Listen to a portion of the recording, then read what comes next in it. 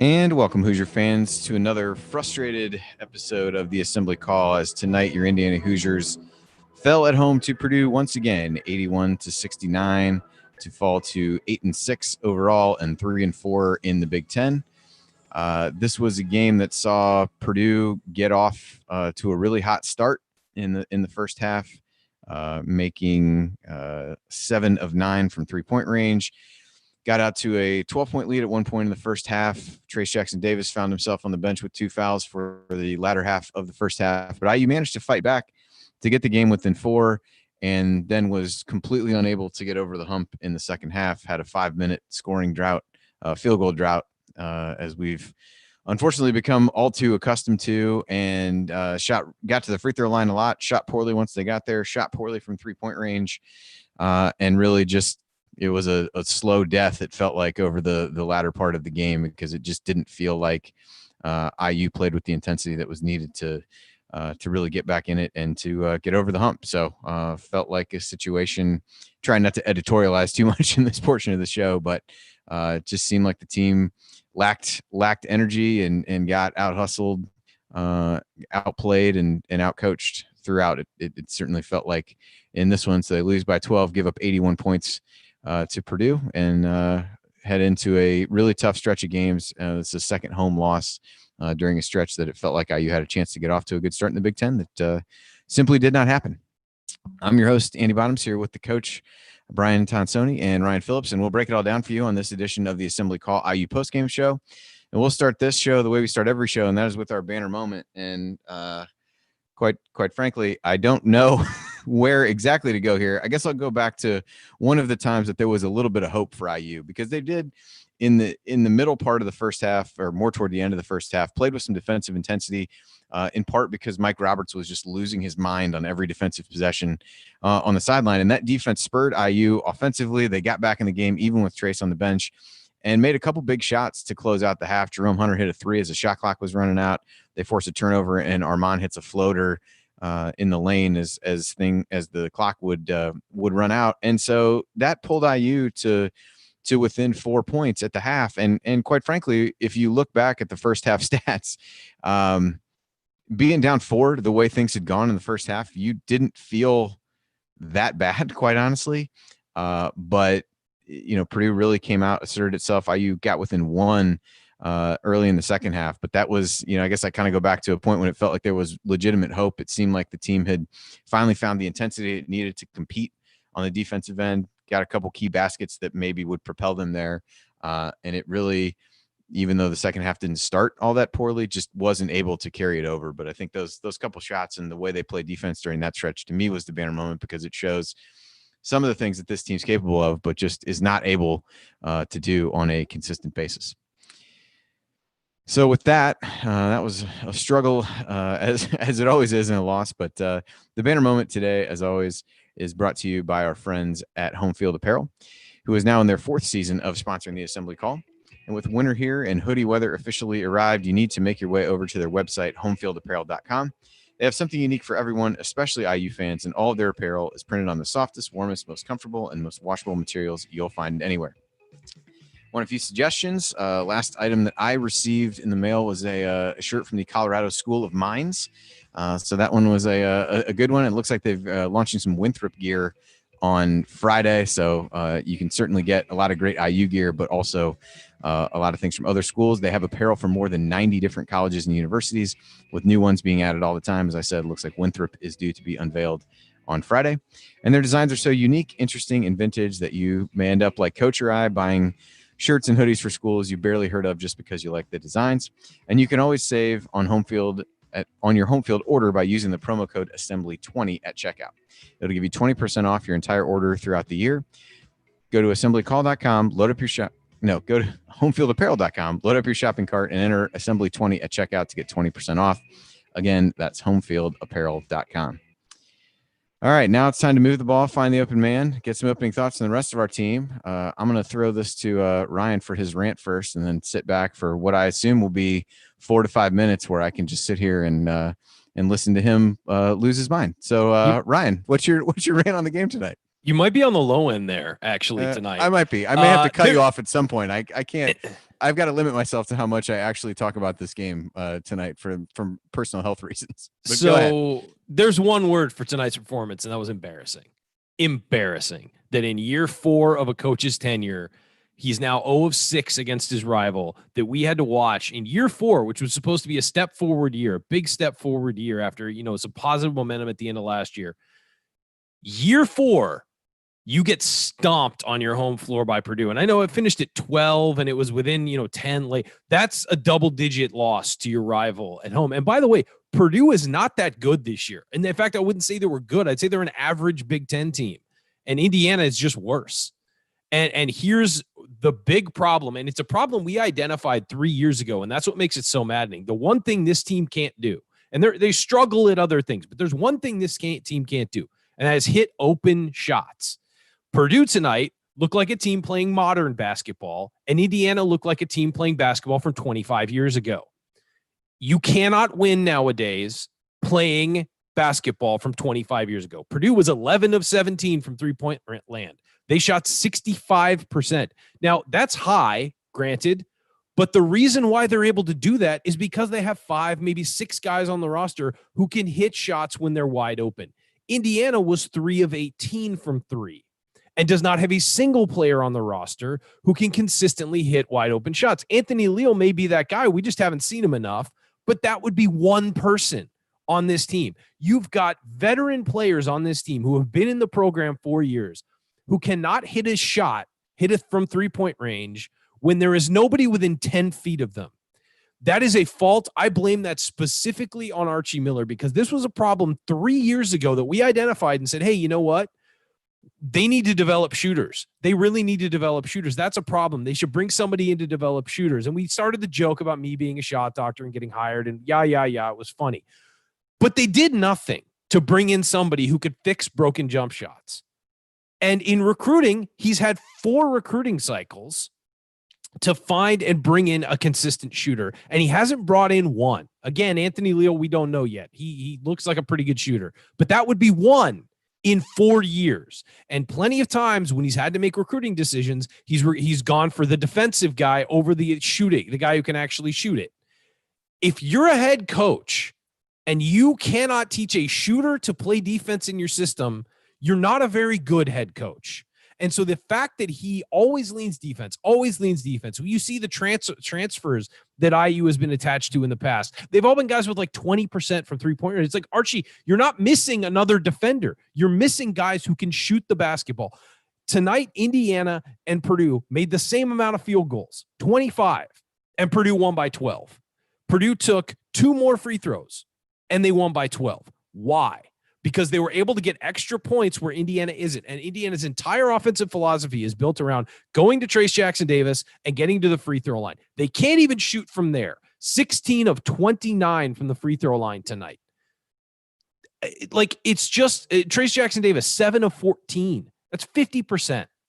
You can't shoot 50% from the free throw line and win games in the Big Ten Conference, just like you can't shoot 17% from three-point land and win in the Big Ten Conference. This is you're 4 years in and Archie Miller doesn't get it and he hasn't changed anything. And it's the kind of thing where it's like, if he made a huge effort this offseason to bring in somebody to help with shots or do this or bring in a bunch of transfers who can shoot or whatever it is, then you could say at least he identifies the problem and knows. No, what we get from Archie Miller is press conferences where he says, well, we got guys who can shoot. They didn't hit them tonight.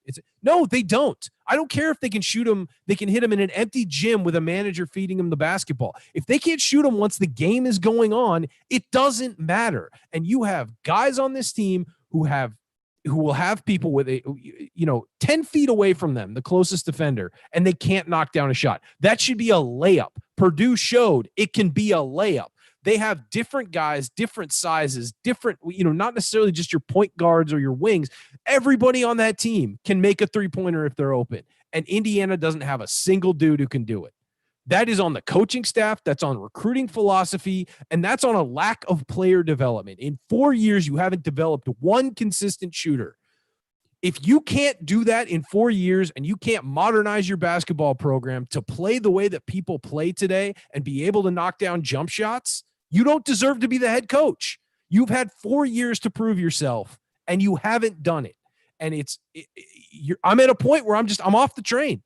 I'm sorry. Unless there's a massive sea change here, how is he proven that he should be the head coach? Because it's incrementally the defense has gotten better. Well, that's great. You stop people from scoring, but if you can't score on the other end, it doesn't matter. And so years and years, and Jared before every season will bring out the stats to be like, hey, they got 2% better at 3-point shooting last year. And it's like, you know what? That's not good enough. It's just not.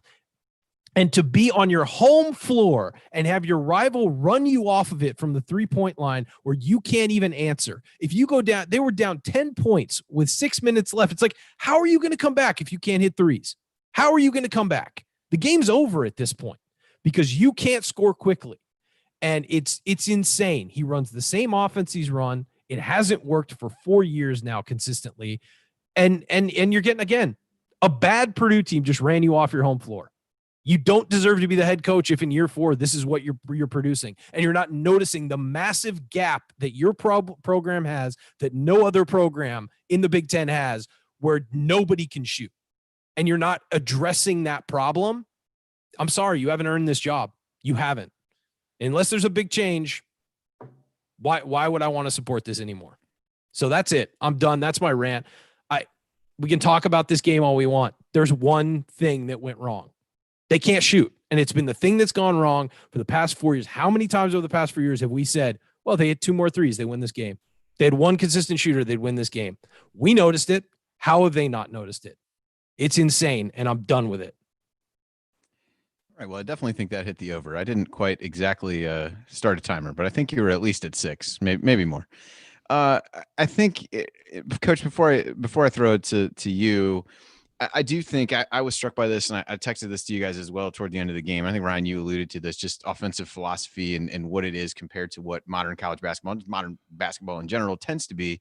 And the same comments were made during the Alabama and Kentucky game, on Wednesday night, where Alabama's freewheeling, shooting threes, really running, spreading people out, doing whatever. And Kentucky is driving to the basket, trying to get the ball inside, doing those kinds of things. And it literally looked like 2 different games being played. And this reminded me a lot of that, which we'll talk about a little bit more in a minute. So, Coach, I just wanted to give a little buffer between when Ryan got done so that you could follow that up. I'm sure you'll nice be for him.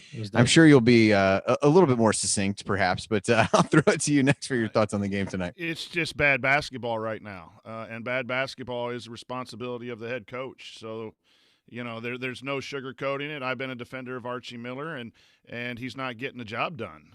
You can't sit here and keep defending the same things happening over again, which is a team that's not locked in to the game plan and intensity for 10 minutes, and then you take a timeout and you scream and yell, and then they come out and play intense. That ultimately rests with the coach. And so I think Ryan's got a lot of good points there, but I'm not going to take it off the players either.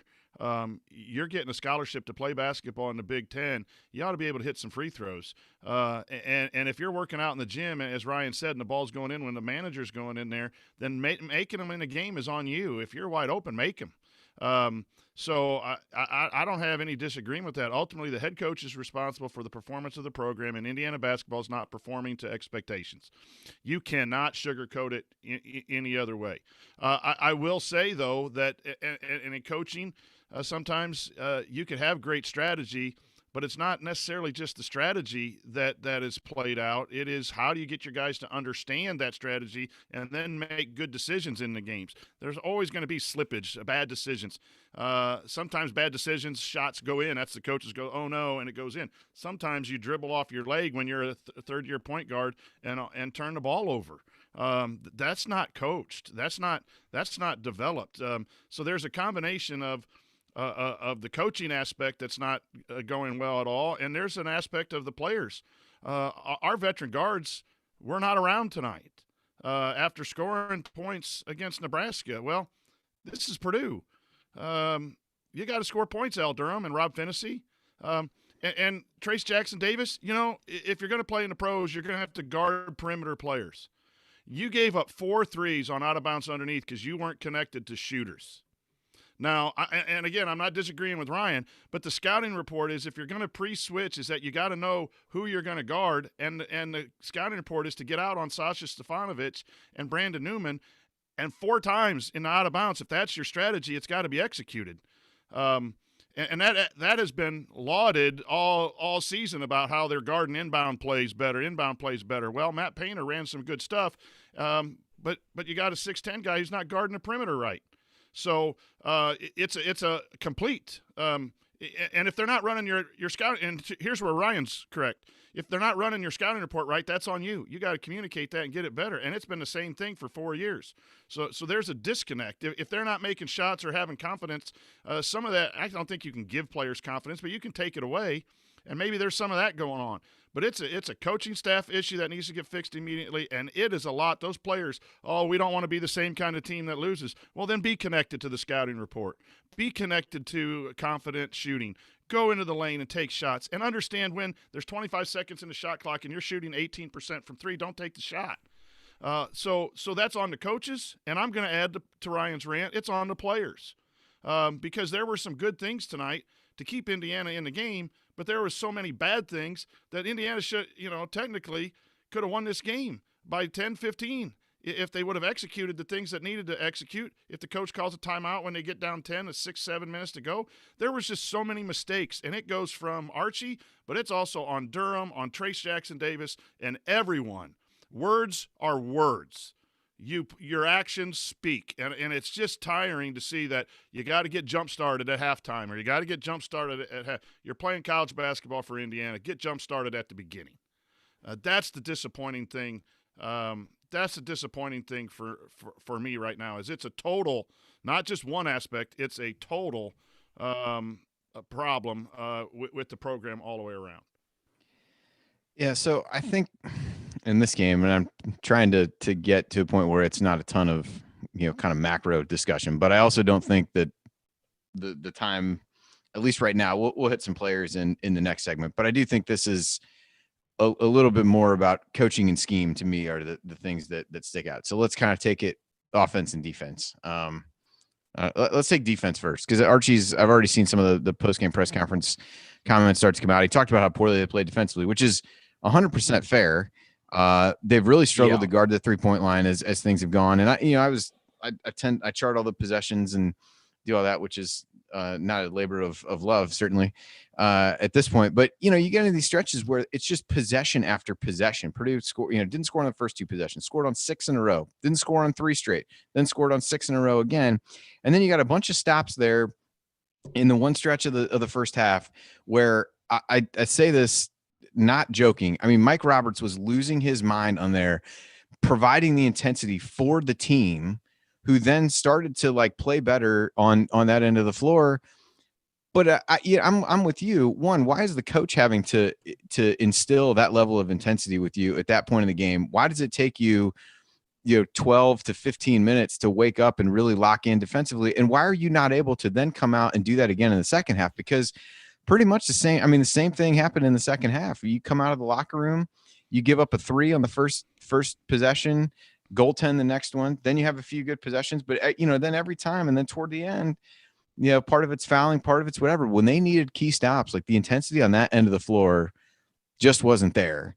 And it goes back a little bit to identity of what you want to do. And the identity of this team is supposed to be the defense. And I want to get back to Coach's point on the baseline out of bounds stuff as well.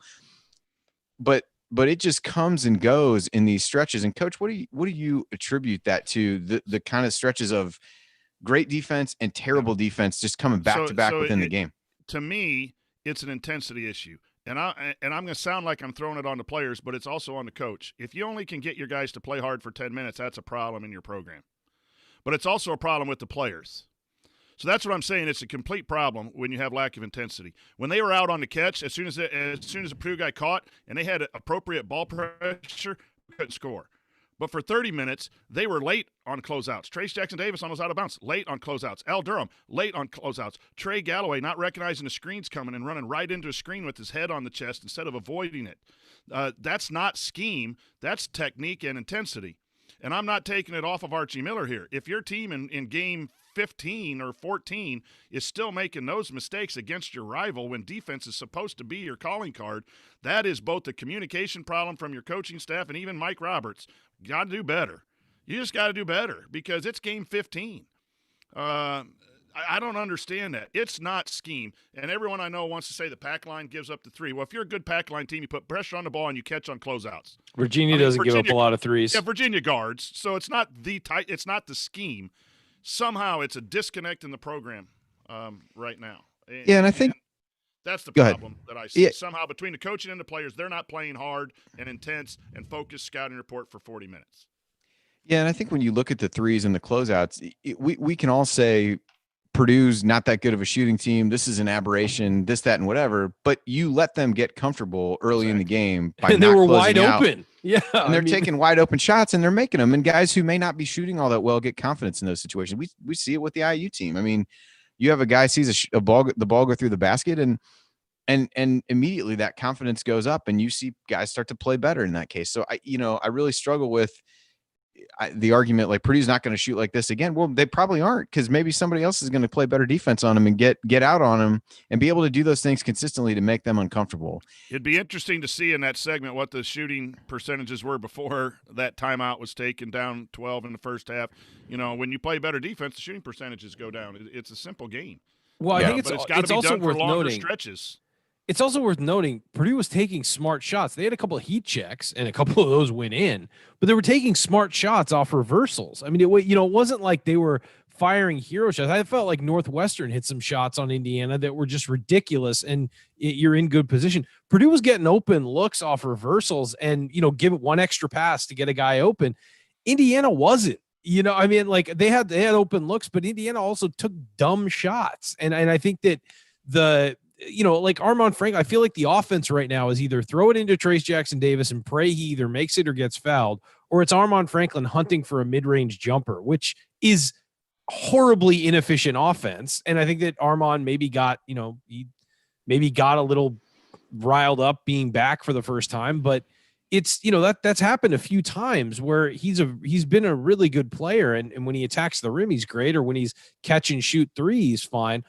But he's also hunting for mid-range jumpers. And it's like, why is that a part of the offense? If it's wide open, take it. But, guarded shots from 15 feet off the bounce aren't what you're looking for in your offense if it's efficient. So I think it's partially just Purdue was smarter and was taking shots that IU was giving them. Of course, the defense was bad to get them those open looks. But if you read a scouting report, as you said, like, you'd know to guard those guys out there. And it just seemed like they were scrambling. And here's the thing. If Indiana had the effort it had the last 8 minutes of the first half to start the game, maybe we're talking about a different basketball game, but it was like they were sleepwalking through the first 12 minutes of that first half. Yep. Yeah, Coach, I wanted to go back to something you talked about. I know Tony Adrania was I don't remember what the final total was. He was kind of charting points they were giving up on baseline out of bounds plays. So I want to get your thoughts on kind of philosophically what IU is doing. So they're having Trayce guard the inbounder, which invariably left someone much smaller guarding Travion Williams or Edey when they were in the game, and also forced Trayce to have to chase guys on the perimeter for the duration of the possession as they did that. And we know, Painter's got some really good sets. We've seen that over the years. I think that's one area that he does a really good job at. So at any point, did you as a coach say, hey, this is not working? I mean, because I think it was at one point, it was double-digit points given up off of baseline out of bounds plays is at least what Tony had. So somebody say 12. Yeah. It ended up being 14. I was going to say, it felt like a lot. Yeah, it was during the game. So yeah. So what's the rationale behind playing it that way? And then once you go further than that, why do you not change it at some point? First of all, it's worked all year. Because normally what you do is you put your post player at the low block, and then he'll set a flex screen or he'll catch and run a handoff or some action. A lot of out-of-bounds plays are designed to get the big a catch somewhere and have him be a screener. and then roll to the basket and that stuff. So what you do as a coach, which is good, is you pre-switch your out of bounds. You put your big on the guard and you put your little on the big for the initial catch. And then let's say the big's at the strong side block and he floats to the top of the key, gets a catch, and then he's going to hand off to the guard. Now you have a switch. If you're going to, and Indiana's been switching a lot more. Now you have a switch, but you're switching a little onto the guard and your big onto the big. That has worked tremendously and allowed Indiana to get some 5-second calls this year. I think it's been a good adjustment overall. But this is where you got to give credit the other team scouts and practice too. Matt Painter is a pretty good coach. So what Matt Painter did was didn't screen after the ball got inbounded. He just dropped his guys into the post. So you had Anthony Leo on Edey. That was a really good adjustment. And what happened was then TJD had to stay with an inbound guy. And the inbound guy was Sasha Stefanovic, and the ball would come in, it would be reversed, and it would come back, and Trayce Jackson-Davis is a step too slow to get a hand up, and bam. It was Stefanovic twice and Newman twice. And I don't know if they were the inbound guy or the wing, or somehow Trayce Jackson-Davis ended up on them instead of the big. So the pre-switch kind of backfired, and that happens. You know, you watch film as a coach, and you're going to do this, and here's what they run.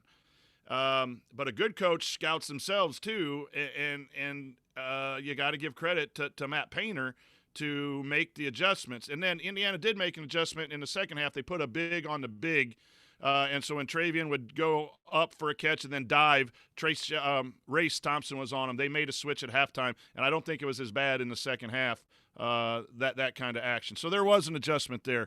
But to win the out-of-bounds game is a big part of inside the game.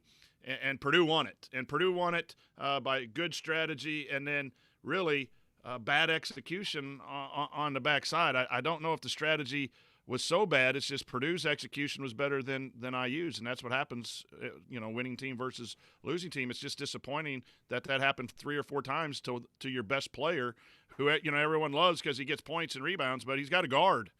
And he talks about winning games. You got a guard, son. I love you, and you're good, and we're glad you have you, and you're going to be a great player for Indiana the rest of the year. But you got to guard. If that's your assignment, you got to guard. So that's what I saw on the baseline out of bounds. Okay. All right. So let's, as I said in the chat, let's torture ourselves and talk about the offense a little bit. So IU ends the game shooting 25 of 57 overall from the floor, 3 of 18 from 3-point range, as Ryan said. So that puts him at 22. 0 of 6 in the second half. Yeah, 20. And like I said, 5 of those came in the last minute and a half when Armaan took a couple, Jerome took a couple. Like they were not within the flow of normal offense that they wanted in the second half. So 2-point shooting, I guess Archie Miller said something that the 2-point shooting wasn't that bad. They were 22 of 39, I think. If I'm doing the math correctly. So percentage-wise, that's fairly solid. You get to the free throw line 29 times. You got a free throw rate of over 50, and yet you make 16 of 29 from the stripe. So let's talk guards first. And I know, Coach, you brought this up in your opening thoughts. We've talked about how important the improved play of Al-Durham, Rob Finney had been. They took a step back tonight, and some of the credit goes to Purdue's defense. They end up with 8 points between the two of them in 51 minutes. They were a combined 3 of 10 from the floor, 1 of 5 from 3, 1 of 2 from the free throw line, 4 rebounds, 5 assists, 3 turnovers as a group. And then you did get Armaan Franklin back. Ryan, you touched on him, and I thought he really was trying to force some things. He was rusty, played a lot more minutes than I think anybody, including Archie Miller, thought that he would. And made some big plays at times, but I did think forced shots that maybe had he been playing more would have been okay. But I felt his like best contribution was rebounding. I mean, I thought he scored some points, but yeah, and he's been a guy we've lauded his aggressiveness over the course of the season, and that's why he stands out in a lot of ways. But I thought tonight he was maybe overly aggressive in that. So backcourt wise, the team really took a step back, and the front court played really well. From an offensive standpoint when they were in the game. But again, this team is not good enough to be able to overcome performances like what they got from the backcourt. No, and here's the thing. Again, those are 2 veteran guards who've been around and been starters, and that's what you're getting from them against your rival at home. Like I know you can blame the players for not showing up and not, taking pride and whatever, but they also haven't been developed to a point where they're consistent contributors. Like, I mean, that's on the staff as much as anything. If you're starting these guys, you're naming them captains, you're playing them, was there no development over the offseason to get them consistent? They weren't in the gym though in the summer. I know everyone had that deal too, but everyone, but other teams have had players develop. I know they are who they are, Coach, and I agree. They are who they are, and I think they're not good enough. Start somebody else. They're just not winning Big Ten guards, and that's fine. But he recruited Rob Finney. Correct. That is correct. And it's like you brought these guys in, and you clearly thought they had a ceiling. Have you reached their ceiling? If you have, why did you bring this guy in if he's only going to be up here and you're going to be at the bottom of the Big Ten because you're relying on him so much? I mean, again, I get the players got to be better. I agree with you. They do. And players, need to take it on themselves to become better. But we saw Victor Oladipo and OG Anunoby and those guys and Juwan Morgan develop themselves into better players. I get that. But if you're the head coach, you need to identify guys who are going to do that and make themselves better. That's the issue. And it's roster construction. And you know what? That sinks you as a head coach because those are the guys you got to rely on. And the other part of it is, and I still come back to shooting development. If these guys were terrible, but they could hit threes, at least you could, late in the game when you're down 10, you can say, we still got a shot. We hit a couple shots, maybe get it close, put some pressure on the other team. Instead, you're taking 20 seconds off the clock every time you're on offense to try and score because that's your system, and these guys can't hit shots. And it's like, you know what? Who do I blame here? Do I blame the players for not, taking pride and developing themselves, or I do blame the coaches for relying so much on guys who don't take the pride in development? I mean, like, I just can't, it's one of those things where the players are who they are. And I cannot sit here and be mad at players anymore because the coaching staff picks who to rely on. And these are the guys they pick to rely on. And they're not consistent. They can't make things happen. You've got guys who are willing to relax until there's 10 seconds left in the shot clock and they go, oh God, I got to go get a shot. And there's no sense of urgency. There's no sense of tempo. Indiana plays with no tempo whatsoever. They're one of the worst teams in the nation tempo-wise on Ken Palm. I just, the system is what it is, and it hasn't worked for 4 years consistently. And whether that's the players, the coaches, or whatever, it hasn't worked. This concoction doesn't work. And yet we're doing the same thing over and over and over again. And we are where we are. That's how you lose six straight to Purdue. I'm with you more than against you on that. Yeah.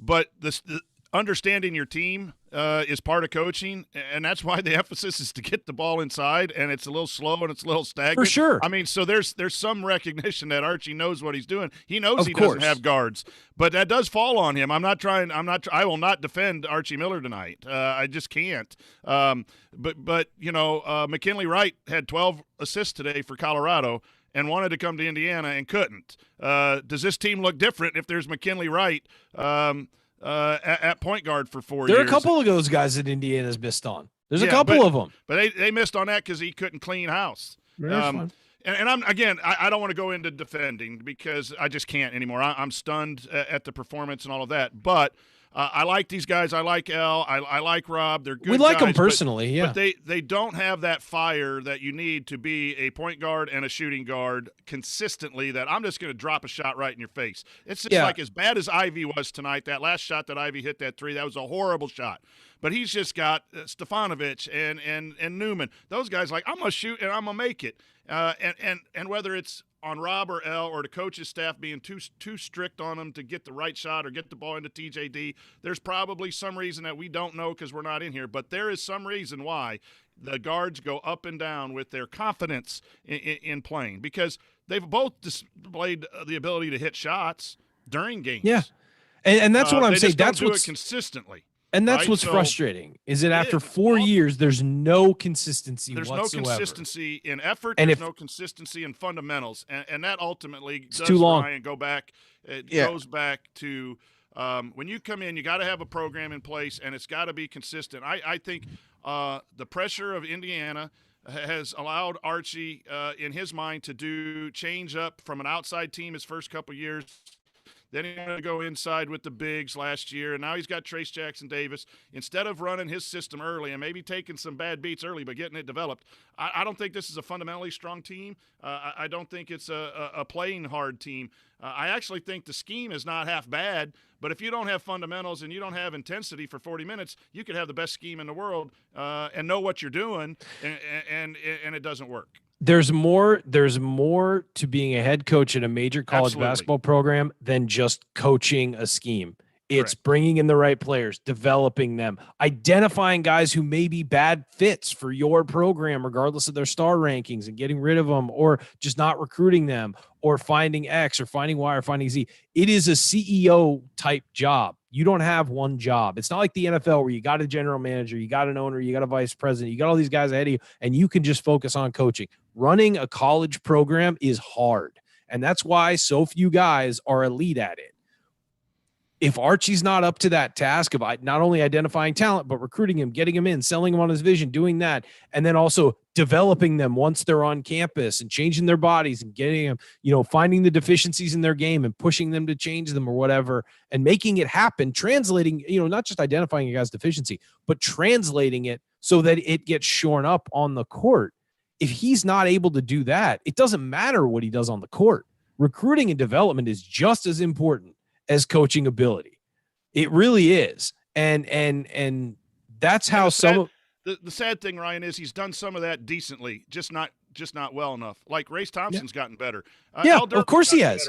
Armaan but you need to do it better across your program. Right. And he's recruited Indiana, which everyone wanted. He's just not done it well enough on game night. No, it hasn't just clicked on game night. And it's I think that's reason. Yeah, I think that to me is the difference. I couple things here, and then we'll switch gears. But I think for me, part of it's the roster construction. We've talked about this before. You knew what deficiencies you had. You chose to bank a couple scholarships and not fill them. Now, you're able to go get Parker Stewart. So okay, fine. But you're carrying open scholarships and saying, like, these are the dudes that I'm going to ride with. If you think there's any chance of them having deficiencies in certain areas, which to me you had to, like, that's on you for not doing that. And the other thing that really just bugs me is the mentality. There's a bunch of dudes on Purdue that want to go stick it right in IU's, what, and they're not shy about it. And they come out and play with the level of intensity that we were there last year when it happened, that you could see it tonight, a level of intensity that IU's guys, for whatever reason, did not want to match. That's the most concerning. That part is frustrating, because if you can't get guys up, and again, it bothers me that a coach has to be calling out every single thing during the one stretch where you played with the defensive intensity that you need to play with for a heck of a lot more time than they did. Like, that to me is ultimately the most frustrating part. Like, people are going to miss shots, but there has to be more intensity in these scenarios for these games, for understanding what this means. And again, you can't continue to talk about it and then come up and go out and lay an egg in that scenario. And that to me was what was most disheartening, and makes it feel like you just lost the ability to reach the guys to get them to play at the level that is required here. We can say that Al and Rob may not be the caliber of guard, but I'm not sure that they're worse than some of the guys that Purdue has, really. But the Purdue guys play with a different level of intensity. We talked about it last year. We noticed the way they cut, the way they do everything. There's a level of effort that is there that isn't there for IU. And we can talk about scheme and things like that. I think the biggest concern there at some point becomes, are you playing a system that people want to come play in from a recruiting standpoint, regardless of whether it's good, bad, or whatever, regardless of whether your guys can execute it, which again, you say, I want to go get, we want to go get fouled. We want to do this. And then you go shoot barely over 50% from the free throw line. It just, I don't know. It's a struggle for me. And it's like, you don't really know where to start. And I'm like you don't want to just bang on the players, they're college kids and whatever else for being able to execute different things. But man, the intensity level part is frustrating to me. That can overcome a lot. And tonight it actually exaggerated issues on the other side of things. What I also will say, and as we're wrapping up offense here, is if Indiana couldn't shoot threes. Just couldn't shoot threes. Just was where it is 3-point wise. If Indiana was that team, but Archie has put so much emphasis on shooting free throws, and we developed that over the summer. We worked on that so much. If they shot like 75% from the free throw line in a game like this where they only hit 3 threes, I'd be like, you know what? The threes weren't falling. But they shot 55%. It's 16 of 29 is unacceptable at any time, especially when that's what you're relying on to get those extra points because you can't shoot from the outside. And it's something that was a focus over the summer, and it was a focus. It's a focus of his. We're going to go inside. We're going to get fouled. We're going to get to the free throw line. Well, if you can't hit the free throws, what's the point of that philosophy? Yeah. You talk scheme versus intensity and everything else. I thought Indiana did a really good job getting TJD the ball in places where Purdue couldn't double because Purdue's a doubling team. I wrote down in the first segment, elbow catch, post dive, post feed with no double, and he scored in a post dive. 6 times without getting double teamed, and he scored 10 points. The problem was Indiana gave up 3 threes.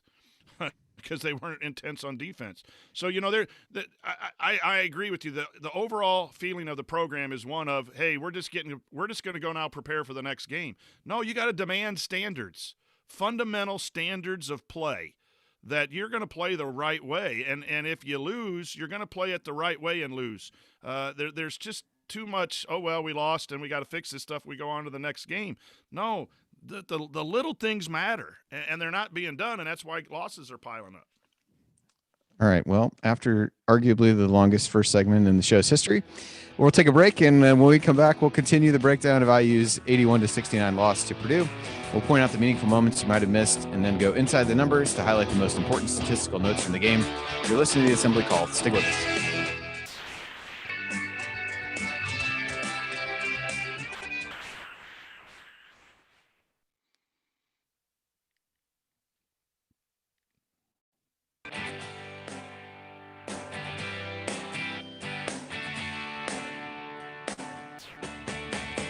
What's going on? It's Christian Wofford. What's the only thing better than an epic buzzer beater? Celebrating it with friends afterwards.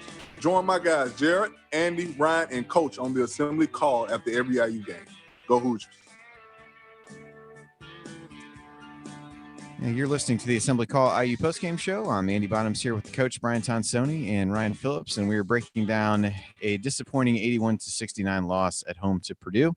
And it's time for today's meaningful moment that you might have missed. Probably a lot of parts about this game we potentially wish that we had missed. One of the things I wrote down for this, though, this will be some attempt at actually talking about players and less high-level stuff, was especially early the offensive rebounding of Race Thompson. He ended up with 4 offensive rebounds for the game, 10 rebounds in total, had 13 points. Like pretty much everybody else, struggled from the free throw line, was 5 of 9 from there, but also had 3 assists and a couple steals. And I thought it was a solid game for Race. He ended up spending more time on Travion Williams and probably just playing more in general after Trayce picked up.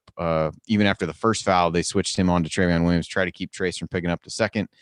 He eventually did, and then Race played a lot after that. But I did think, especially early, Race was creating some extra possessions with his offensive rebounding and really acquitted himself well in a game that there weren't a ton of bright spots. To me, he was one of them. So, Ryan, thoughts on Race's performance from the game tonight? He's the one guy that gives you consistent effort all the time. He's the heart and soul of that team. I mean, he just is, just given what he can do for you. And I know Trayce Jackson-Davis is the best player. He certainly is. But Race gives you effort all the time, and he gets to loose balls, and he grabs offensive rebounds, and he's just the guy that, you need on that team. And he reminds you of other Big Ten big guys, like the random guys Michigan State always has that can score 15 points while grabbing 10 rebounds and dominating the offensive glass. Those guys who always pop up. And, he just consistently is one of IU's best players. A lot of games where things don't show up in the stat sheet, but he's always out there giving top effort and working hard. And, you feel bad that the rest of the team doesn't rise to that level, intensity and effort wise. Coach, anything you want to add on Race from tonight's game? I appreciate Race's effort. The problem is he's not a stretch 4. He's not allowed to be a stretch 4. So we play 2 centers.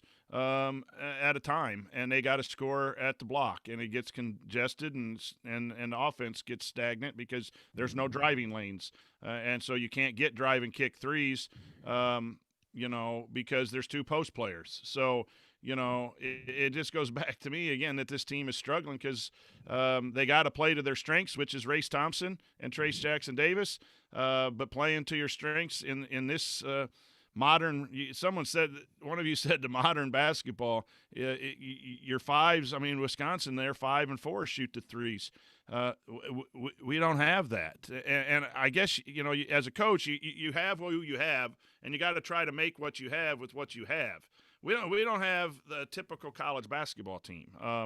You mentioned something in the chat that Kentucky, they tried to play traditionally with 2 posts the other day and got run. North Carolina's struggling because they're heavy post play. The game of basketball is a guard game anymore. And I don't like it because I was a post player, but it's a guard game. You need shooters, you need a closer, and it's nice to have a back-to-the-basket guy that you could throw it in there to draw double teams. But the traditional solid bigs, and I feel for Race because I'd like to see him shoot the 3 a little bit more and be freed up because that will. He's not worse than anyone else on the team. Let's Absolutely, be real. I think his stroke looks good. It's a low bar though. We can't use that as.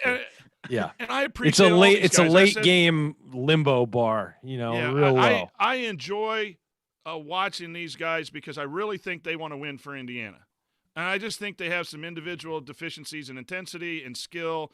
And that goes for the coaching staff, too. I don't think there's selfishness. I don't think there's playing for me, any of that stuff. So that's refreshing, but it's just not getting done. It's just not getting done. And that includes Race missing some shots, making some decisions that he shouldn't make. And I know you coach and we analyze to perfection, and there's going to be errors inside the game. But it's a loss to Purdue. So yeah, Race had a good game, but we lost to Purdue. It's kind of hard for me to really find many positives when collectively it was a 0 tonight in my book. Yeah, the other thing I jotted down, this is just a series of moments, but it just felt like every time that IU got themselves in a position to maybe get over the hump or put more game pressure on Purdue, they would just shoot themselves in the foot. So a few examples. In the first half, they cut it to 2, I believe. They had a race got an and 1, missed the free throw, so could have cut it to 1. Go down, give up 2 free throws, foul somebody, on the next possession. Purdue makes both free throws. Jerome Hunter makes a bad turnover, throwing the ball back out toward the top of the key. Foul Purdue again. They make both turnovers again. Armaan misses a jumper. Purdue makes a 3. So you got a chance at the free throw line to cut the game to 1, and you follow that up by giving up a 7-0 run. Now, they did make those couple plays at the end of the half that I mentioned in the banner moment. Then kind of same thing in the second half. You get within 1. Give Trayvon Williams great position. He has a jump hook. TJD misses on a drive on the other end. They run a nice play. Wheeler curls off a screen right down the middle of the lane. Hunter trails him. Give up a bucket. You got a chance to cut it to 2 again on an and 1 with Trayce. He misses the free throw. You go down and allow a 3. You cut it to 4. Then you foul a guy on an inbounds play and then make a lane violation. It's just like, Coach, I'll throw this to you again, probably a difficult question to answer. I mean, is that just lack of focus? Is that like when you watch games of even your team now and you see a moment where they can really seize control, seize momentum, put game pressure on the other team, and they just repeatedly fumble it away? What does that tell you? What does that indicate to you about this team? Oh, you got a smile on your face when I ask you that question. I'm concerned what the answer might be. No, it's frustrating as a coach. And you're in a 2-point game, 3-point game, and you have something you want to run, and a bad decision is made. Ultimately, it's your responsibility to make practice as hard as games, and so those decisions are made positively for your team. But it doesn't always happen. He lost a close game on Saturday. It was 40-37 late and had 2 bad possessions, bad decisions by kids. We don't practice that, but it was there. So, you got to take it as a coach. But it's all about, again, your standards. We talk to guys all the time about standards of play, and I don't see that right now. And that's the most frustrating. That's the most frustrating thing is this lack of consistency. a guy gets in the game and a good coach will take advantage of it. Lander got in, and Painter right away, they had a game plan for when Lander came in, whether it be out of bounds or not out of bounds. Boom, boom, boom. Every time Hunter came into the game, they had some action ready to take advantage of him. And that's what good coaches do, and good coaches on our staff need to make sure that gets corrected so good coaches don't take advantage of it. That's part of what's tough in this league. But Hunter gave up an offensive rebound in the first half that was ridiculous. Just did not block out on a play. And again, I am not excusing anyone in this program tonight, but no one coaches a missed block out that was blatant whiff. Total lack of effort leads to 2 points. So it's just frustrating, Andy, from a coach's standpoint. What you do is you go back, you show them film, you run their rear ends until they get it, or you do whatever buttons you have to push until you get it. And if you don't get it, you're looking for a new job. I mean, that's just the bottom line. If your message is not being understood enough to compete, then this is ultimately the wrong message. All right. Well, now it's time to take a scary trip inside the numbers. Ryan has already called out that he's got some that he wants to point out. So, Ryan, I'll let you open the inside the numbers segment. Well, if you look at some of the numbers, you would think that maybe, and didn't look at others, you would think like, well, that was a pretty good game for IU. Purdue turned it over 14 times. IU only turned it over 9. Indiana had 8 offensive rebounds to Purdue's 7. Indiana had 8 steals to Purdue's 3, had 2 blocks to 1 for Purdue. They won those battles. They did get out rebounded by 8, but I think we all know why that was, because they weren't making threes. And it's just, you look at the underlying stats and you think, well, IU hit some of the benchmarks they needed to hit as far as like turnovers and things like that. And grabbing offensive rebounds and 23 points off turnovers too, which is staggering to me. Yes. And they still lost by 12. And there's one reason: they can't shoot the ball. Like the effort defensively and all that certainly is in the mix. But Purdue in the end hit 11 of 17 threes, and Indiana hit 3 of 18. And we're a broken record because we've been talking about this for years. So it's you look at all those other numbers, you're like, well, they did some of the things they had to do to win. But there's one thing they consistently cannot do, and it kills them. It just kills them. I mean, do you have any feelings at all that IU can beat Iowa? You can say, oh, sorry. I was just saying, I just thought you were asking if I had any feeling not left. Enough points. I'm dead inside. So no, I don't. No, there's no feeling that they can beat Iowa because they can't score enough points. They can't. Iowa's going to score 80. Here's what's going to happen, Ryan. There'll be a game or two where all of a sudden it's unbelievable and Indiana hits 12 threes and they win a game. Yeah, of course. I don't have any faith that over the next 14 games or whatever we have left in the Big Ten that it's going to be consistent enough. Yeah, are they going to be able to score with points them? Against Michigan, against Iowa, against Wisconsin? You can play great defense against Iowa and Michigan, and they'll put 80 points on you. You can play really good defense against those teams, and they can drop 80 on you. Can Indiana even score 80 points in a 40-minute game? No, they can't. Why? Because they can't shoot. You can't score. They're not going to be able to answer. And here's the other thing. You know what the best answer to a 6-0, 7-0, 8-0 run is? Hit a 3. Change the momentum. It's only unless it's a dunk and one, which are very rare. A dunk and one feels like a momentum changer. It's a 3, and they can't hit threes. So no, even the deeper you go into the stats, it comes back to the same thing every time. That's the only stat tonight. So the answer to those runs is not to get to the free throw line and make 1 out of 2 every time. Is that exactly what we're saying? Thank you, Andy, for chiming in with that. You're right. Who knew? Yeah. Who knew? Yeah, I mean, you look at those games and you're like, and what has really undone IU in a lot of these games where they've struggled defensively is a team that really knows their scheme, has a defined actual scheme, not just what Nebraska does or even what Penn State does, but has a real scheme and can execute. And you get into a team like that plays offensively like Michigan, Iowa. This team, the way they play defense so far, is going to get carved up. And there's no way in the world that when I was raining threes on you, no matter what you do, you can come down. They'll trade 3 for 2 with you all day long because eventually you're going to miss enough shots around the rim, or if you get fouled and miss free throws, it's not going to matter. But anyway, I will turn my segment a little positive because I've tried to be a little more positive. The one bright spot you could have is if Armaan gets healthy. He did go on a stretch and he was shooting mid-40s. And if you just have one guy that can hit 3 or 4 in a game, at least that's a threat which will draw defenses out. I'm sure Purdue came in today, said even if he's coming back, he's not going to have his bounce. Is that we're going to play him to drive more, and he did look a little off. A couple bad air balls from Armaan. The only, and I'm telling people, the only positive we could probably talk about is if he could regain that form, then you have one of Rob or L find 1 or 2 or fall into 1 or 2. That could be helpful down the road. And again, I've been pushing to be more positive, and then this game happened and I threw it all out the window. But those nobody blames you, Coach. Yeah, I was speechless. I couldn't even tweet at the end of the game. I felt bad. I was supposed to tweet it. I had no words, which is rare for me. And I still don't know where to go. But that's one thing too. If Armaan can get back and get over his injury and regain that form, he was starting to develop that consistency 3-4 games in a row of hitting multiple threes.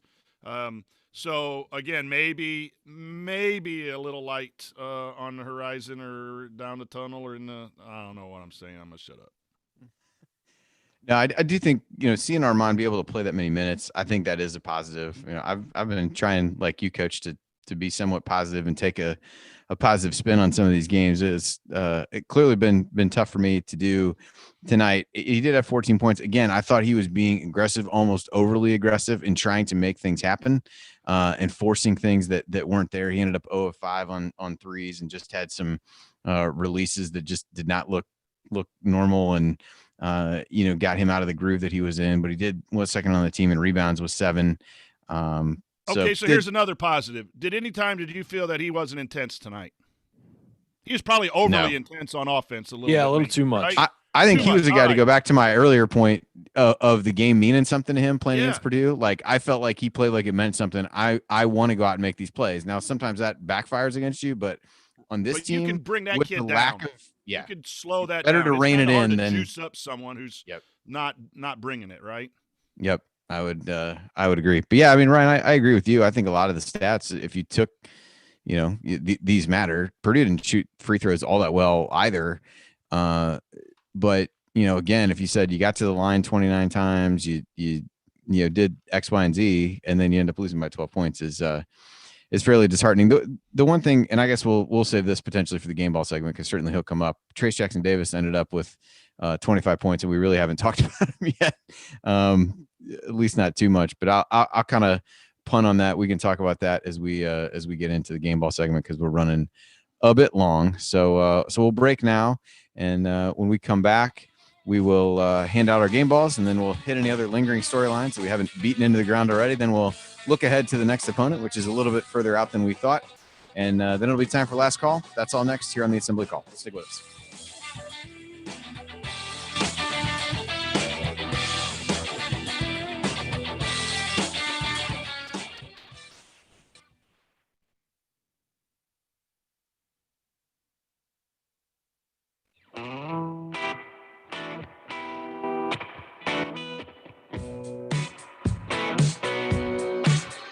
This is Jordan Halls, and I never miss a shot or an episode of the Assembly Call.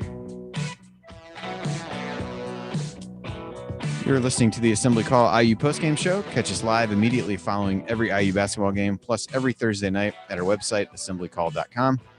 And while you're there, make sure you sign up for our free IU Hoops email newsletter. Over 7,000 of your fellow IU fans have subscribed.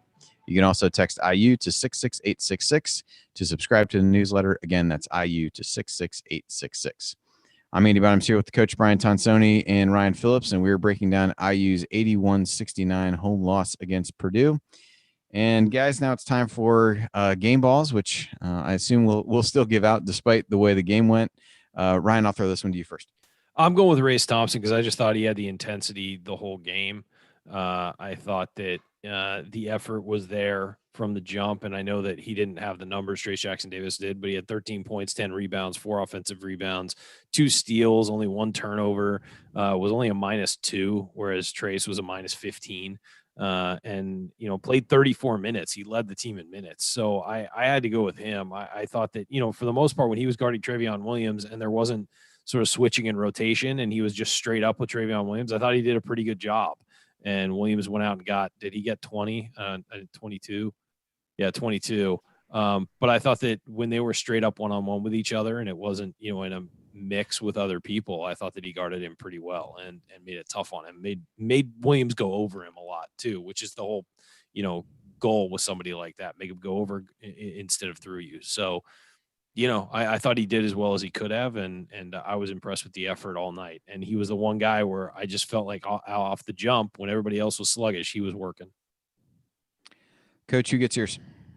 Yeah, that's kind of hard to argue with, but to be honest with you, but I'm going to throw out Armaan for similar reasons. If I were to break this vote, I might go with Ryan, but I'm going to nominate because again, I think I don't like seeing him miss shots, and there are a couple forced drives and everything, but I think that young man wants to win and wants to play. I think they all do, to be honest. I'm not going to sit here and badmouth young men, but I think he brings an intensity to the program that if it were matched by the others, I think this team would be better than 8-6. So I thought coming back off an injury, I thought he did some solid things, and so I would nominate him for a game ball and then leave it up to you, Andy, in this treacherous evening.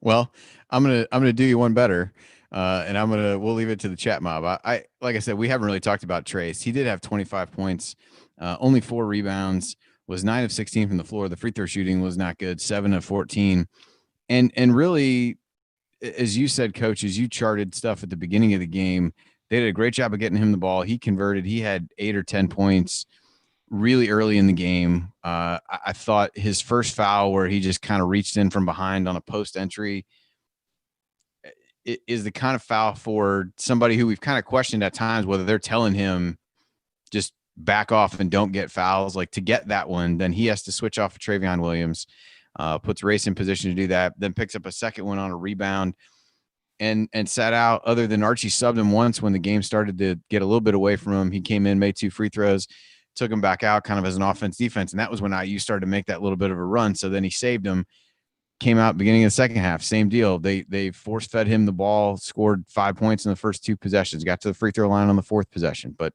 was 1 of 2 there, missed some shots inside and thought he was effective when he got the ball short of getting to the free throw line.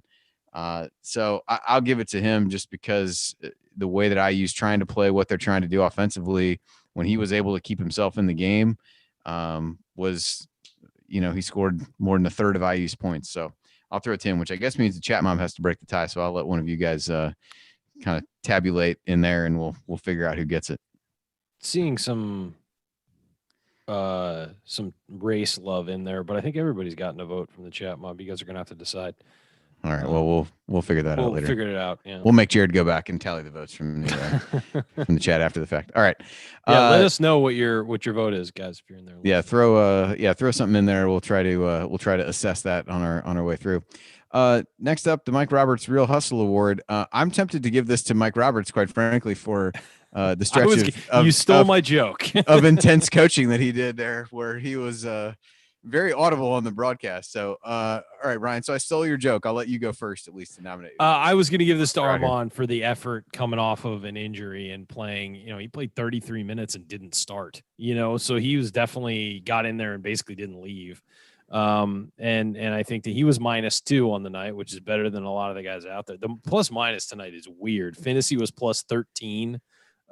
Galloway plus. Tough to do in a game you lose by 12. I know, that's what was so weird about that, and only scored 4 points on there for sure.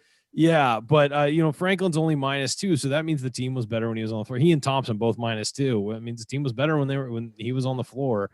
Scored 14 points. He was 6 of 15. I thought he was just shooting a little too much. Those threes, a couple of them came off his hand, just weird. Like one was in the corner, and it looked like it slipped out of his hand. It didn't go anywhere near the hoop.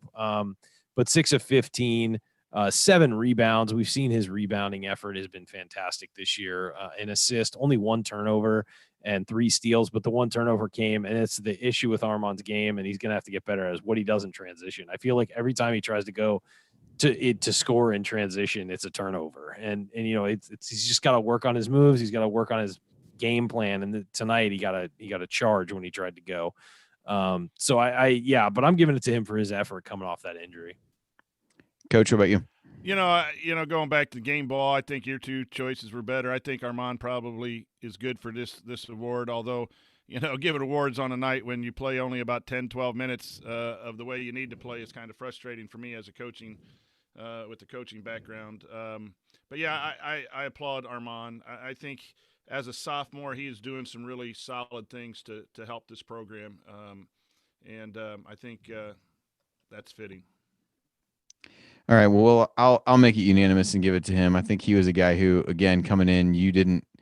It was certainly circulated that he was going to be able to play, but it sounded like he was still a bit sore, and Archie wasn't sure how much he'd be able to play. Maybe that's gamesmanship before the game, but I don't think there were designs on him playing 33 minutes over the course of the game. And I thought, again, was a guy who was trying to make plays, sometimes to a fault, but intensity level and aggressiveness was not an issue for him comparative to some of the other guys out there. So I'll make it unanimous on that and give it to Armaan.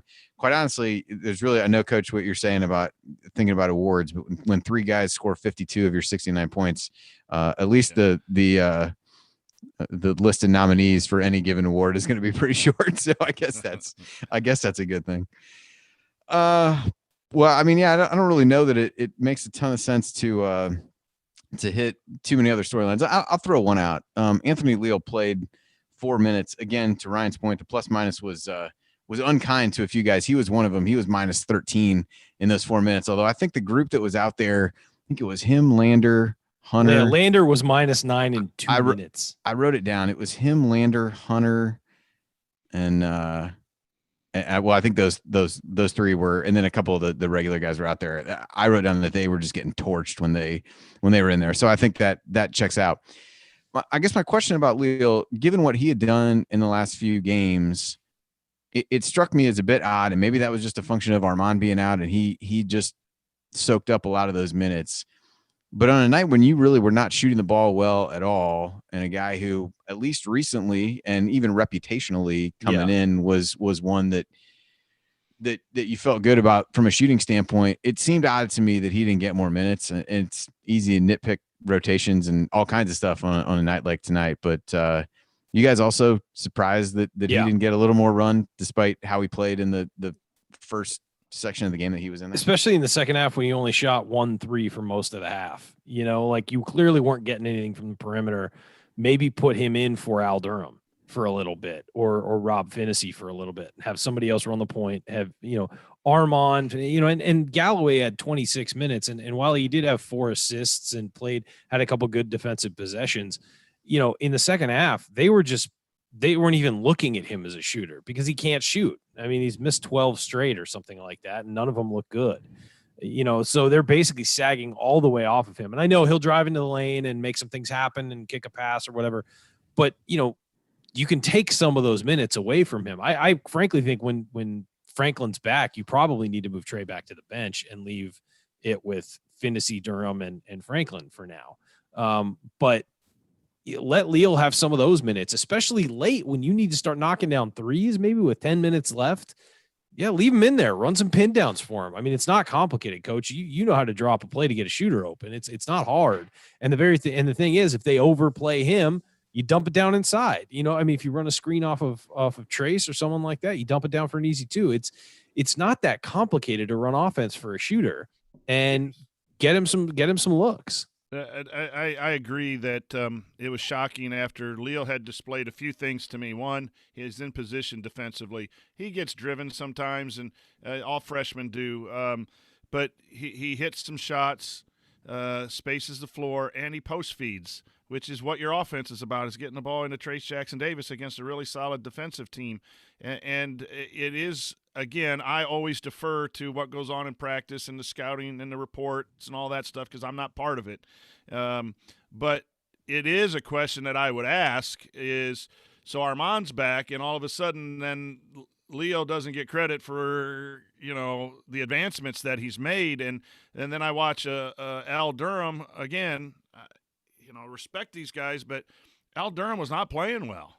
So why not get him at least 10 minutes, 12 minutes, 6 minutes here or there, and I know Al has to run the point some when Rob's out, but I thought Leo deserved a little bit more run, and that goes back to your rant, Ryan, where I have been trying to defend because I see some good things that have happened, but the results matter. You play, you recruit, you develop to win games. And all the good things that could be happening are nice, but they're not winning games. And rotations, when you have 3 poor defenders on the court at one time, and Leo's the best of the 3, I think, and Hunter's trying to come along, and then Lander, and you go down 12, at some point, why not play Lander with 4 other guys that are good defensively to try to cover that? Or why not try to play, you don't have to put 3 subs in all at one time. You can kind of stagger it a little bit, at least in the first half, to get some guys some run where they're in a position to succeed instead of a collective position to fail. And I would just ask, and again, I'm not going to say it's right, wrong, or whatever, because I don't like it when people second guess what we do, but that would be a question of mine. And I think Leo's deserved a little more run after his play. Yep, I'd agree. All right, well, coming up, IU's game, if you, for those who may not have heard, against Michigan State on Sunday has been postponed due to COVID issues within their program. Their game against Iowa was also canceled, and came out pretty early that IU would not be traveling to East Lansing over the weekend. So next game for IU is a week from tonight against Iowa at Carver Hawkeye Arena. I think it's a 9:00 tip, Fox Sports 1 again. Let's certainly hope that the announcers are not the same as we got tonight, but we don't have another show between now and then, but we touched on Iowa a little bit, and we've been going pretty long. So we'll kind of wrap things up. Before we do, remember to check out our friends at Home Field Apparel to get the perfect gift for the college sports fan in your life. Use the promo code Assembly20 at checkout to get 20% off your entire order. And with that, it's time for last call after we have drug ourselves through the process of analyzing this game. So Ryan, I'll throw it to you for your last call first. I'll be short since I was long on the opening just a bit. Look, you can't win modern college basketball if you can't shoot the ball, and Indiana can't shoot the ball, and you're not going to beat a team that can't shoot the ball when you don't. And basically, it felt like Indiana's game plan tonight was run the same old offense they've been running and hope Purdue misses. And Purdue did not miss. And so I don't know how in year 4 we're not valuing the 3-point line the way that every other college basketball team is learning to value it, and every other program is learning to value it. And whether these guys can knock down shots in an empty gym or not, they're not doing it when the lights are on. And when, in the intensity of a game, and you cannot win in basketball if you do not do that. You don't take advantage of it. The 3-point line has been weaponized in basketball at every level. High school teams are lighting it up from 3. The fact that Indiana can't find shooters and hasn't developed shooters in 4 years is a problem. It's embarrassing, and every time it happens, we say the same thing. If we just had one shooter, this game would have been different. If you just had one guy who could step out there and consistently knock down threes, this game would have been different. Could have won 3 more games last year if that was the case. Year before, maybe 5 more. This year, it's a lot of what ifs over the last 3 years for Archie Miller. It's not enough. If you have this job, you got to do this job to the best of your ability, and not going out and getting shooters and not teaching guys how to shoot and not developing shooters is not doing it to the best of your ability. He's had 4 years and it hasn't happened. Don't know what else to say. Coach? I just think that the reality hits with a lot of us that the roster construction, it's not as good of a team as we think, and it's kind of hard to fathom when you got a guy like Trayce Jackson-Davis on your squad that is as dominating as he is, and Ryan's 1,000% correct. If you just space a couple shooters and have the foresight to get a grad transfer like Zeisloff, however you pronounce it, I mean, we would give anything for that right now. and maybe the Parker Stewart guy next year is the deal, but Trayce won't be here. It's just frustrating to watch close games. That shooting makes the difference. And then I don't want to excuse the lack of proper defensive fundamentals. It's been going on since the Big Ten started. The closeouts have been poor. The intensity to the scouting report has been poor. It is bad basketball. And to me, that is on the coaching staff, and that is also on the players. And I wish them well. I like them. I'm going to root for them at Iowa next Thursday. I'll root for them until the last game of the year. I'll always root for you guys. But it is what it is, and I'd be a disservice to sit here and act like I'm a coach and say that it's acceptable and it's at standards, but it isn't. It is not at standards defensively. It is not at standards offensively, and it is 8-6 at Indiana is not at standards. And at some point, it either gets fixed or someone else has to do the fixing, and that's there's time. To throw the positive, there's time, a 3 or 4 game winning streak, and you beat some good teams, and luck finds your way, and the ball bounces your way a little bit, and we're feeling better a month from now. But it sure doesn't seem we're headed in that direction right now. So go Hoosiers. I'll be there. I'm not giving up. I'm not leaving. I'm not going to say I'm going to go watch Gonzaga because they win. That's not who I am. But it is what it is. It's bad basketball right now, and everyone needs to own it. Gonzaga really is fun to watch, though. If you want to kind of cleanse your palate from the offensive performance that you saw right now tonight, they would be a good way to do it. From my perspective, I come at this a couple different ways. I think on the level of looking at it for this season, the Big Ten schedule set up relatively well for IU to start. Had a fair amount of home games, played teams in large part that were projected toward the lower part of the league. And I think back to an assembly call radio question we got, I think from Coach Marlowe was, what do you guys think you want to, these first Big Ten games, what do you think, what's your goal for what the record, what's attainable? And I think almost to a man, we said 5-2. And you look now and you're 3-4 and you've got a big hole to try to dig out of.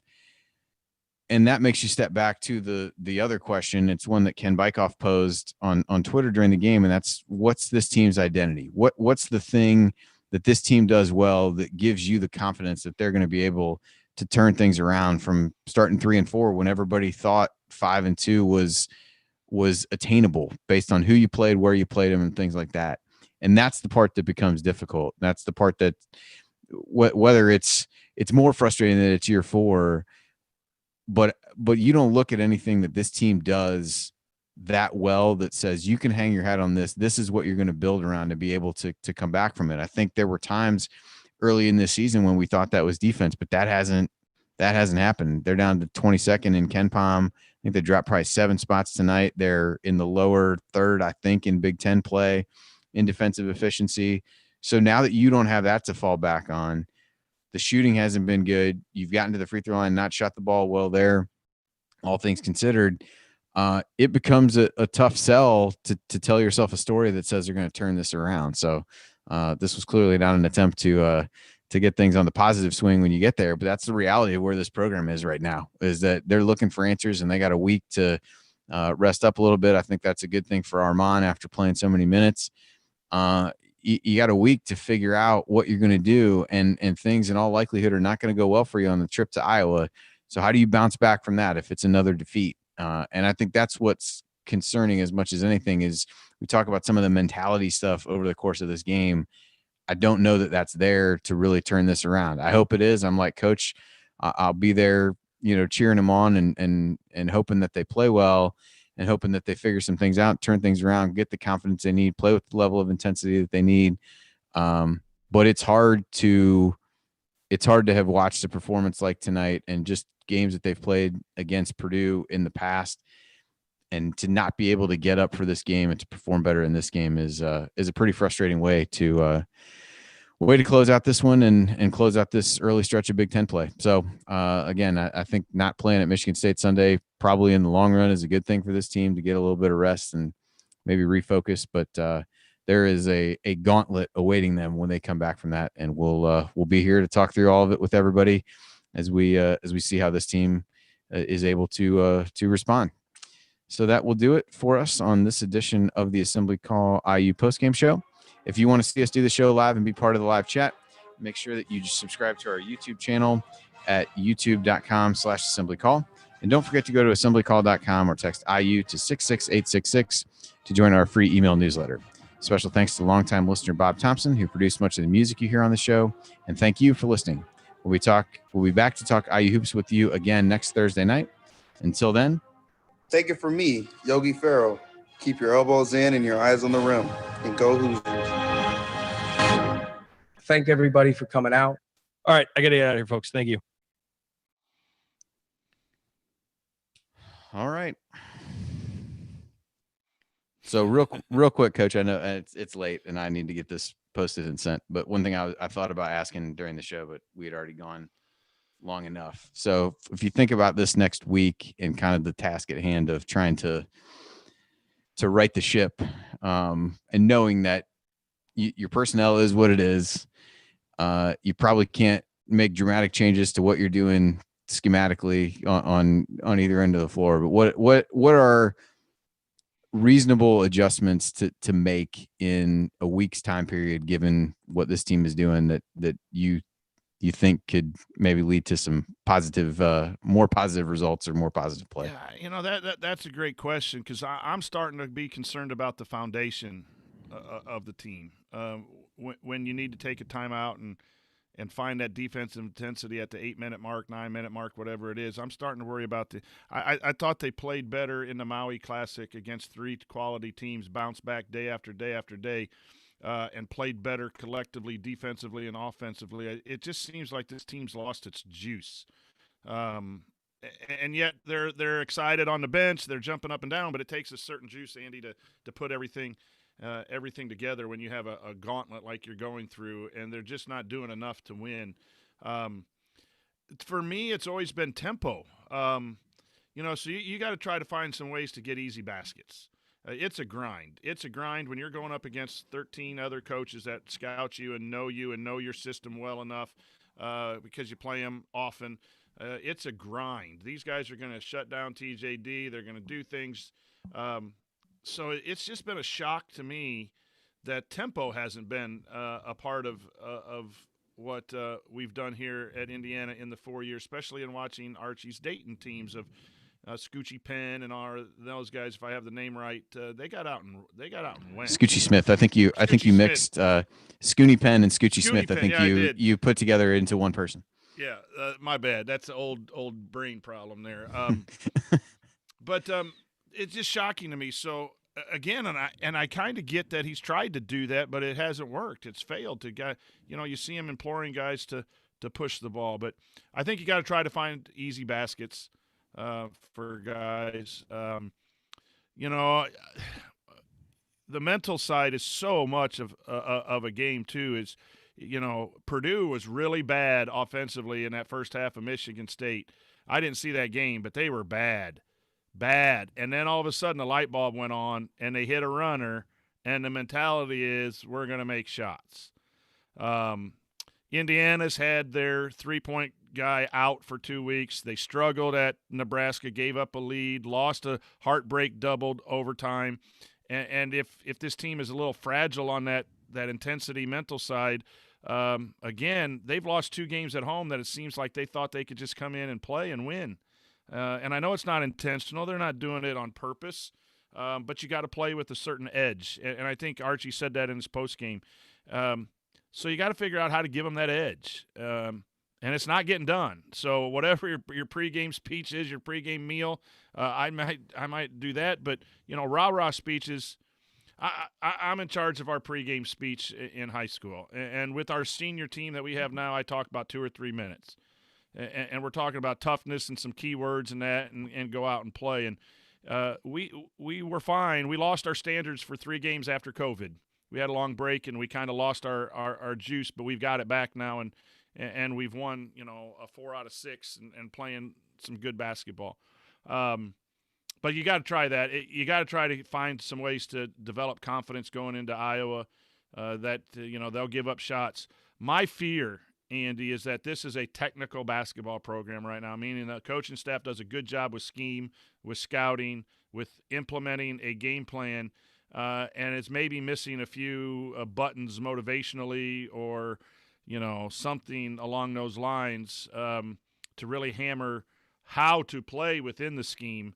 That would be my guess. And again, as I always say, I don't like people trying to guess what I'm doing in the program, and I know I'm a media guy now on this end, but it just seems like some of the things they're doing are really good schematic things, but the underlying decision-making is not being done to the level that it needs to be done that I see other teams doing. So I don't know how you fix it in 4 days. You practice, you get into film, you implore, and you try to find that right motivational button to get all the guys on the same page at the same time.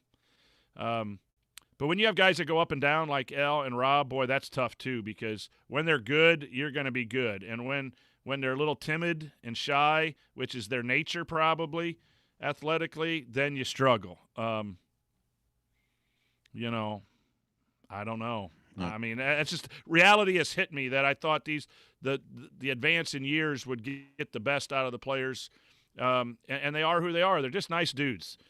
Some of those guys are nice dudes, and they need to be, a little meaner, a little more cocky on their play. And maybe they're all trying too hard to be just so precise in what they're doing that they're really screwing up because they're being too precise. And you look at that Ivy kid tonight, and he just played loose, and he drove in the lane and got the ball knocked out, and he ends up with 13 points. He had no conscience. And you got to play this game. Once you cross that line on game night, you got to play it without any fear, and we play timid. Long answer, I'm sorry, but yeah.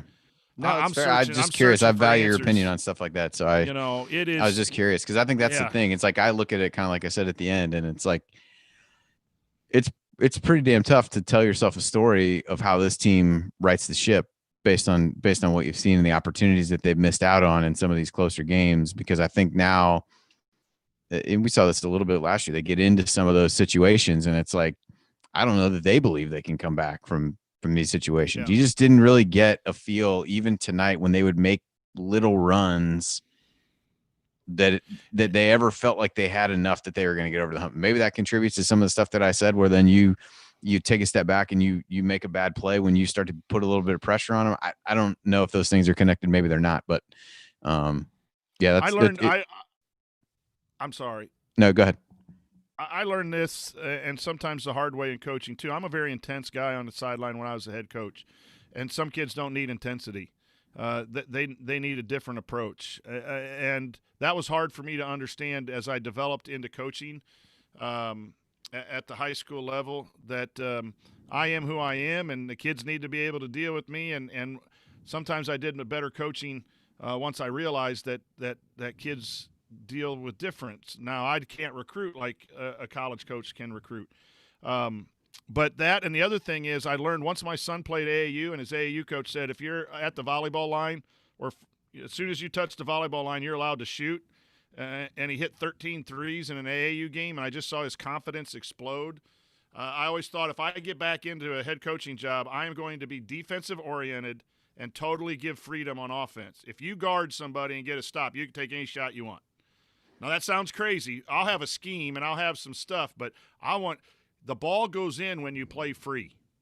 It's just it is. And sometimes teams play too free and take bad shots, and you got to find a happy medium as a coach of what you're going to allow and what you're not going to allow. But I think sometimes coaches have their thumb on things way too much. I know I did, and wanted to call set here or this play or, whoa, slow down, let's get in this, get in that. Sometimes it's like, dude, you earned it on defense, go get yourself one. If you want to, and there's kids who can pull from the volleyball line and kids who can't. But offense is a free man's game, and it's a guard's game, and we don't have them. Bless their souls, they're trying really hard. I'm afraid of what's ahead, to be honest with you. Yep. That's pretty much where I'm at. So maybe for the best that even for us that there's not a game to watch over the weekend. I know. I agree. I watched part of the women's game today, even though it was like a 4:00 tip. Man, they scored, almost didn't let Purdue score for over a quarter's worth of action. Outscored them 20-3 in the second quarter. They're a fun watch. Grace Berger is a fantastic basketball player. There's a good example, and I'm not saying, again, I'm not in the defend Archie Miller mode anymore, but there's some patience too, because when Coach Morin got here for 3 or 4 years, they made one NCAA tournament, but then they slid back and had a losing or not a record, didn't get into postseason. Then they went to 2 straight NITs, then they won it, and then, boy, they've exploded. But they really have become dominant in year 7 or 8 or whatever she's in the last 2 or 3 years after some good players came through. And so, that's an example of patience. But there's also examples of. I think the previously low profile of that program affords you a lot more rope than correct. Than that. But I mean, your point is fair. I don't know. But I think even in some of those times, I think you could watch them. And I did not pay nearly as close attention to the women's program as I do now.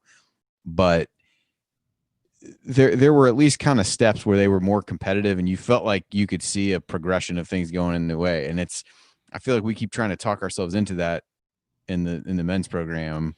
And then when you really take a step back, that progression just isn't there. Why is it so slow? Like, the program's not like empty. Like, this guy hasn't come in and just taken us to 5-27 in 4 years and has to go. Why hasn't it happened at a pace that's more acceptable to us? Why has it been slow? We've had a couple home losses that haven't been very good, but even our road games have been better than what they were last year. 19, 22, 24 points. Knock on wood, maybe Thursday gets ugly, but even in the losses, we've been a little more competitive. Haven't had the 4-game losing streaks yet. So there are some increments if you dig deep enough and get the magnifying glass out. There's some things that, the APR is good, recruiting Indiana is good, the statistics have improved, but the wins haven't, and it's just mystifying to me why we can't put together a 4 or 5 game run, even in a tough league, when these other teams, Northwestern does it, for crying out loud. They win 3 in a row. Yeah, it's mystifying. It's just it just is a team that I think in a lot of cases beats the teams you expect it to beat, and in the cases where things deviate from what you believe the expected result is, you've got a lot more disappointments where you lose games that you feel like you should win. There's a lot more of those than games where you win that you feel like you should lose. I mean, those Michigan State games a couple years ago are to the aberration where you kind of overachieve what you've got because you really come together in key moments and get over the hump and do that stuff. Like, that's the exception. That's not the rule. The rule is games like this. That's a 50-50, maybe you shouldn't say it's a 50-50 game, but if you say you're evenly matched against Purdue, because I don't think from a talent perspective, these teams are dramatically that far off one way or the other. So in games like that, you're consistently not able to get over the hump and win them. And I think that's what, I know that's not really exactly the question that you were asking, but I think that's the part that you look at and get frustrated is like, you're not going to win every game that you're supposed to win. You're not going to lose every game that you're supposed to lose, but it's kind of the gradual tipping of the scales toward the first one, as opposed to tipping the scales toward winning games that maybe you weren't supposed to. And gradually over time that happens. And that's just hasn't happened. And then, again, then you see Maryland going in and beating Illinois, and who else did they beat on the road? Wisconsin on the road. So what's their post-game show at Wisconsin going on when Maryland comes in and beats them, and Maryland's the bottom? So in reality, those things happen, but it's just happened way too much. It's just happened way. You lose to Northwestern and Purdue, and at home, you could almost understand losing to them on the road in a very tough Big Ten, but those are the games, because you got Iowa coming in, you got Michigan coming in. Those are going to be tough games. Those are the things that are disappointing, and I just can't get my head around why after the Maui Classic I thought, okay, this team showed me something. They laid an egg against Texas. They came back against the Stanford team, who's a tournament team, and they played well, and they were guarding. And I know the non-conference numbers versus conference numbers are different, but it wasn't like IU played a bunch of patsies and drove up their Ken Palm numbers. They guarded teams that were pretty good. Plus, it's adjusted. It's not like the games against North Alabama or South Alabama, whoever it was, and Tennessee Tech, like, skewed the results. I mean, against against reasonably good teams, they guarded well. And I think that's the part that has me.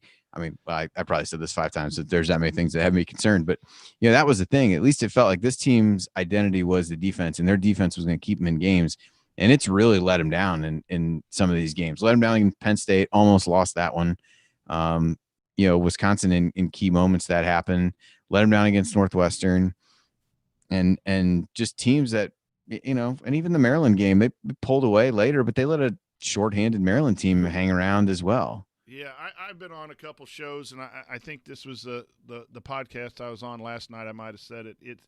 It's shocking to me that this team has not taken on Archie Miller's identity, because usually you look at a program and it follows the coach's identity. And Archie came in a little bulldog, tough, doesn't like to lose, gruff, and this team has not displayed that. And it's got to be frustrating on his part too that. Whether it's the kids left over or whatever, I have an understanding that he's tried too hard to make this work. Instead of just putting his foot down and saying, "Dang it, this is the way it's going to be under Archie Miller. If you don't like it, get the hell out of here or get on the end line, and we're going to be tough SOBs, whether you like it or not." I think he tried too hard with Romeo. I think he's tried too hard with Justin Smith and Devontae Green to make things work. And that's just the vibe that I get, that he knows what he's doing. He has a plan. He's not a bad coach, but it's that management of that roster and that maximizing the most out of your players so that they play freely and make good decisions on game time. That's where it just hasn't gotten done. And sometimes as coaches we make errors in that, trying too hard to be precise because of the situation. And, maybe it takes, maybe there's some growth that can happen within it without changing. And maybe it necessary, there needs to be something. But we got to start winning games. I don't care how good you are or what your scheme is, or it just comes down to winning games. And yet, people in the Big Ten are a lot more patient than Indiana, and probably – it is Indiana. I get that we want to win, but does the next guy get 1, 2, 3, 4 years? What? I don't want to go through another. Yeah, I think the big challenge right now with the line of thinking of, let's say, this is where a game like tonight makes you start to spin forward and think about, well, what's next year look like? And you look at that and you say, if Trayce leaves, which I'm sure there's a chance that he wouldn't, but I think he's got to go. It's reasonable to assume that he would, right? So you lose him, you lose Al, unless for whatever reason he wants to come back. But I don't know that I see too many seniors taking advantage of that extra year eligibility. I wouldn't. Who knows? But so you lose that, and you really don't. You've heard a lot of good things about Logan Duncombe. Kind of disappointed with some of the attendance restrictions here locally. High school games, I'd like to go see him play, but that's not really an option at this point. I can barely get people to be able to come. I can barely see my own kid play at this point. So, you got, so what do you have next year that says he hasn't been able to impart his personality and get these guys to play the way that he wants, that presumably in a year ahead with less talent than what you have now, what are you going to get out of that year? And are you better to just say, well, we better start figuring that out sooner rather than later, because I don't know what's going to happen next year. Now, granted, you've got some flexibility. You've got some things you could do, who he might bring in, who knows? But from a pure recruit standpoint, you don't have a lot. Lander, maybe with an off season, you get him and he turns into what you thought he was from a recruiting ranking standpoint. But it becomes difficult to tell yourself a positive story that things can turn around next year based on what changes and what the deficiencies have already been, or the things that they've struggled with have already been. I just don't know how you flip the year and say, well, this is all of a sudden going to change. I think that's, you don't want to be point. Yeah. And that's that you're that really that sucks. Obviously, yes, it does. Cause it just is a gut punch that, do we have to go through this again? And you see Fred Hoiberg, a very good coach, coming in and totally gutting out everything and going to be the bottom of the barrel for a couple years, and you never know what's going to happen if you have to go that direction. I will say this, and maybe this is just my rose-colored glasses and pro-coach thing, is like I would feel very, very, very down and out and disappointed even more than I am if the foundational things weren't there. You know, I do like the defensive the mindset. I do like the in-state recruiting that we got 7 guys from the state of Indiana. I do like that we got Mr. Basketballs. I do like that we're not dropping bags of cash. The foundation is there that if the message can be sent to these players to play, get them to play consistently, then the foundation is there. So I think there's an opportunity for Archie to be successful, but it's got to be, you know, DEFCON 87 right now to get it moving in the right direction, because the time is running out before the ship's going to launch to another planet. But, you know, and the scary thing, Andy, is, you know, what do you do? Where do you go? Sometimes because we wore the candy stripe and hung banners doesn't mean that we're going to get an experienced coach who's been deep in the tournament. You know, would you rather go somewhere else where you have a better chance of winning? Because the Big Ten's going to be brutal for a while with these coaching. You know, are you just going to get another mid-major guy come in that had a year or two success and roll the dice? If that's going to be the conversation that you're seeing on Twitter tonight and everything, it's just, man, I hope it's a football situation where the guy, you know, Wilson came in, got things going in the right direction, did a lot of good things, but just wasn't the right guy. And then we followed it up with Coach Allen, who just put the whole package together. But the foundation of toughness and wanting to win and getting 5 and 7 and getting to 2 bowl games was there. If there is a change down the line, or maybe that change is just within the system and Archie gets it done. But, yeah, it's tonight. The Northwestern game really set me back. You know, wondering, and then tonight's performance, not the loss in as much as how they lost the game, has just knocked me back a little bit, and maybe quite a bit, which takes a lot when you're 300 pounds, you know.